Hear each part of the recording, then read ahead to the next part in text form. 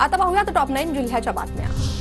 तुळजापूरच्या वंचितच्या उमेदवार स्नेहा सोनकाटे यांना जिल्हा निवडणूक विभागाची नोटीस। प्रचार साहित्यात आक्षेपार्ह मजकूर लिहिल्याप्रकरणी नोटीस। भाजपच्या दबावापोटी कारवाई झाल्याचा सोनकाटेंचा आरोप।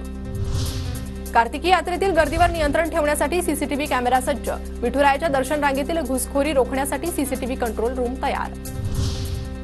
साक्री मतदारसंघात 85 वर्षावरील 14 ज्येष्ठ मतदारांनी गृहमतदान केलं, तर 4 दिव्यांग मतदारांनी देखील मतदानाचा हक्क बजावला।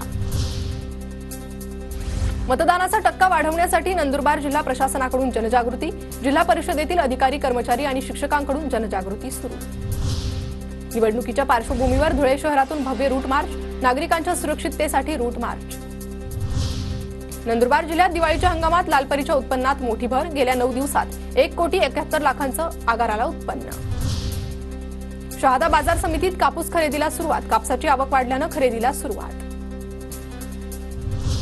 नंदुरबार बाजारपेठेत ओली आणि लाल मिरचीच्या हंगामाला सुरुवात। लाल मिरचीला योग्य हमीभाव मिळावा, शेतकऱ्यांकडून अपेक्षा व्यक्त।